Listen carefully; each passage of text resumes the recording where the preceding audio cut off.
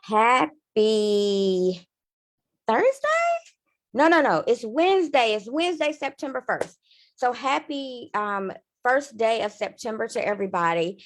My name is Brandy Williams, and I am the owner and founder of SoulMed Holistic Health Collaborative, where I work with Black women to help them develop healthy habits to reduce their stress and improve their mental health. I am super excited tonight to present Getting to the Golden Life. So we're going to jump right in and get started. So what I guess before we get started, one of the things that I do want to talk about is SoulMed and our foundational principles. So I am a certified integrated nutritional health coach, and as a part of my business and my philosophy, when I work with women, I always like to start with foundational principles. And so there are three foundational principles that SoulMed holds. The first is called Kaizen, and Kaizen is actually a Japanese business philosophy that is used to help make small incremental steps toward a larger goal. So when we think about it in a health coaching perspective, we're talking about Kaizen in the perspective of you making small changes in your lifestyle and habits to reach a larger goal. So you want to always remember Kaizen, small steps. You want to do 1% better today than you did yesterday. So you don't have to take these huge steps and be overwhelmed. We're talking about making small steps. And sometimes the small step is thinking for 5 minutes about what you like to do. And tomorrow, 1% better is thinking about it for 10 minutes. And that's actually 50% better than you did the day before. So Kaizen is really important when we think about setting ourselves up for success. One of our other foundational principles is grace, and just offering yourself and other people grace. And grace essentially means extending forgiveness and understanding, acceptance to yourself and to others, even before they know they need it. So you're going to always enter a space in a place of grace and giving yourself and others that. And then there's this concept of bio-individuality. So bio-individuality essentially means that everything is different for everyone. So no one food is good for everyone. No one mental health protocol or methodology is good for anyone. So it's really about learning yourself and figuring out what works best for you. And then there's primary and secondary food. So primary food is what goes on in your life outside of what you put on your plate. So the philosophy here is that the things that happen outside of your life, career, relationships, finances, are a lot are an indicator of what goes on your plate. So if your primary food is out of balance, then you will not be able to have healthy food on your plate, because you're going to eat your feelings and your emotions. Emotional eating is a real thing. All right, so our foundational principles: Kaizen, 1% better every day. Grace, we're going to show up in a state of grace for ourselves and for others. Bio individuality, so that means that we are going to figure out what works for us and not try to force that on anybody else, and help other people figure that out. So if you're a mom or a parent, or you're in charge of someone else, you have to understand their bio individual needs as well, because if broccoli is good for you doesn't mean broccoli is good for them. Those are really important things to understand. And then we're going to focus on our primary food so that we can make sure that what ends up on our plate, our secondary food, is healthy. All right, so now let's really get started. So I want to talk about getting to golden. And so how do I get here? So my whole thing is, and the philosophy that I like to share with the women that I coach through SoulMed is all about the golden life, getting to the golden life. And I got this from Jill Scott. 2004, she puts this song out. I think this may have been a title track from her album that year. And it's, I'm living my life like it's golden. I can't sing. Living my life like it's golden. And so she says in that first verse, she's taking her freedom and pulling it off the shelf. She's putting it on a chain and wearing it around her neck. She's taking her freedom and putting it in her car. Wherever she chooses to go, it will take her so far. So for her, the golden life is freedom. And I know so many of us want to experience that type of freedom. So I want you to think right now about what it means for you to experience the golden life. Like, write your definition of the golden life. I'll give you about 30 seconds to do that.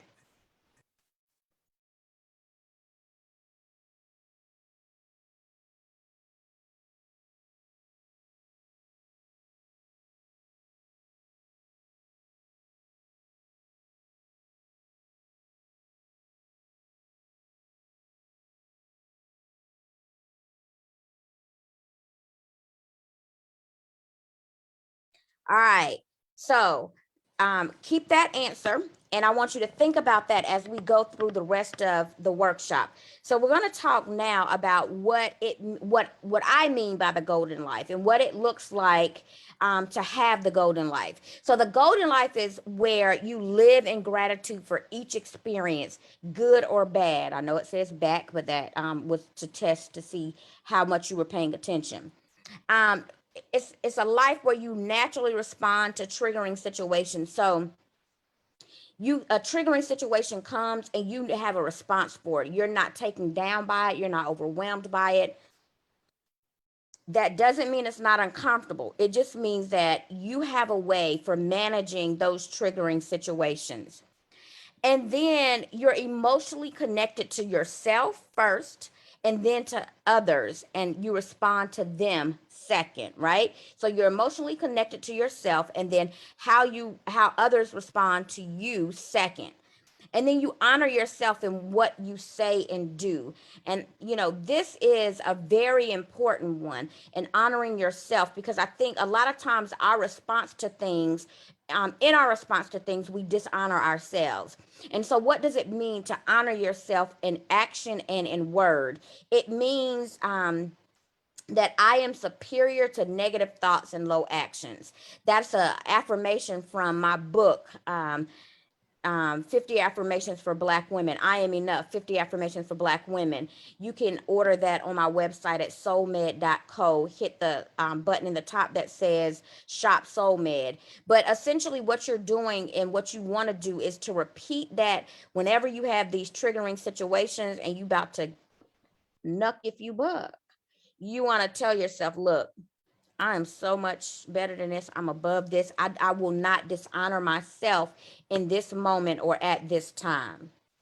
So, the golden life is living in gratitude, is understanding yourself emotionally and understanding others emotionally and noticing how they respond to you and how they respond to the world. So, you want to have a high level of emotional intelligence and you want to be able to respond to triggering situations. It doesn't, you're not in a position or a place where you are not uncomfortable, but you have a response and you know how to manage it. And you want to honor yourself by making sure that you do not succumb to negative thoughts and low actions.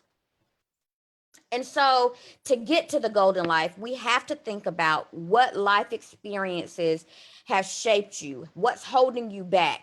And so, I want you to think about these things, and you can write this down, and there'll be a workbook that you can actually download off my website as well, that I'll give the information for at the end. And so what you want to do is think about this. And so the workbook actually allows you to go through these questions. And so you say, what have others said about you that you hold on to today? And so there are good and bad things that people have said about you that have shaped who you are, that actually are a part of how you act, move, and show up in the world. And so you want to think about that, right? You want to think about what things have shaped you in a good way and what things have shaped you in a bad way. So if you want to spend a little time, like you can do a day just on this one thing. What shaped me? What things have helped me become the person that I am? And then of those things, what things am I holding on to and have helped me form an opinion of myself? So what things are you saying about yourself, good and bad? Again, you want to be able to evaluate both sides. And then how do you show up for yourself? You know, I have tended to be one to not show up for myself, to not stand up for myself, to not honor myself by I have, not honoring myself by in word or deed. And so what you want to do is think about, how you're showing up for yourself. And then the other thing that you want to do is think about the lie. So I talk about the lie often, and a lot of people have heard me talk about this lie. It's something that I can't say that I came up with on my own. It's from Baron Baptiste, who is actually he invented a type of yoga. And so what Baron says about the lie is, according to Baron Baptiste, we all have a lie that was formed from a painful or challenging experience, most likely from childhood, that we have told ourselves over the years. We made it mean something about ourselves, as in we're not good enough, smart enough, pretty enough, desirable enough, etc. We internalize the lie and transmute it into the truth in our minds, thus allowing it to become a deep belief system. So that's what we're getting at here with all of these questions. What's a deep belief system that you've developed over time based on things that have happened to you, things that have been said to you? And so I'll tell you, my lie was always that I was not worthy. And it was from a disconnection at during childhood with my mom. It was an attachment disconnection. So basically there was a point where we were really close and I got all the things that I felt like I needed from her, and then all of a sudden it just broke.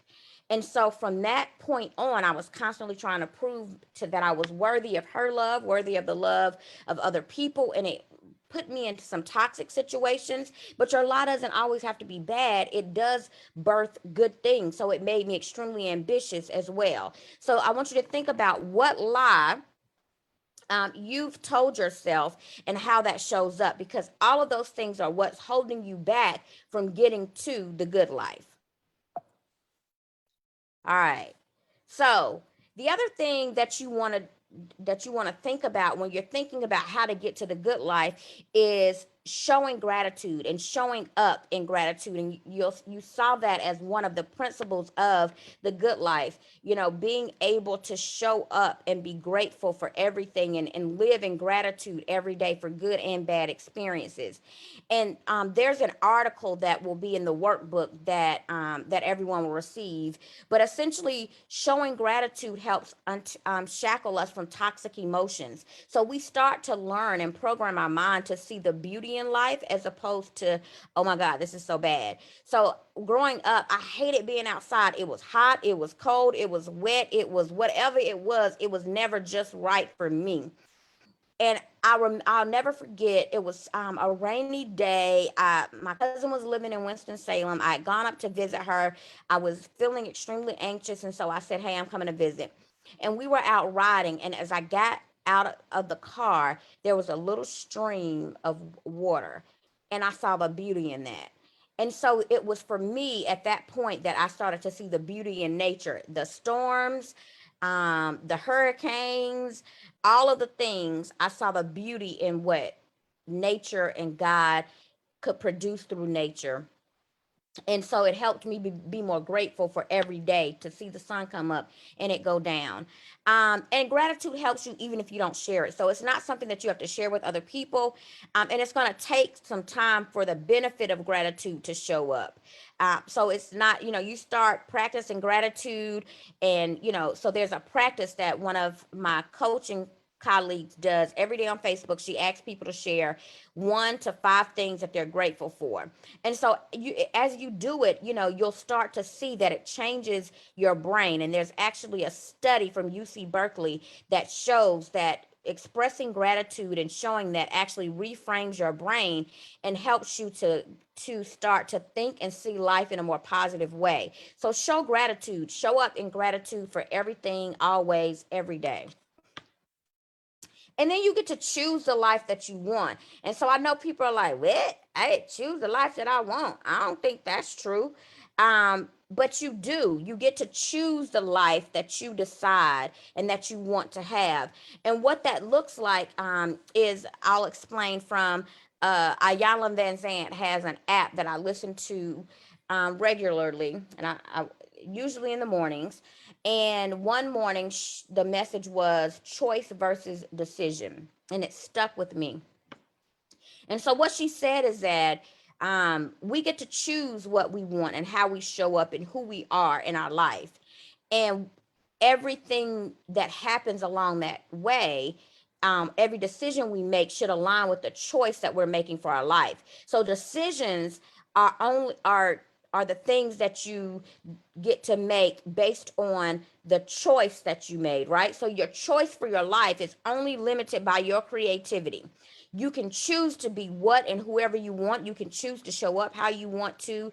And then every decision you make from that point forward should be aligned with the choice that you're making for your life.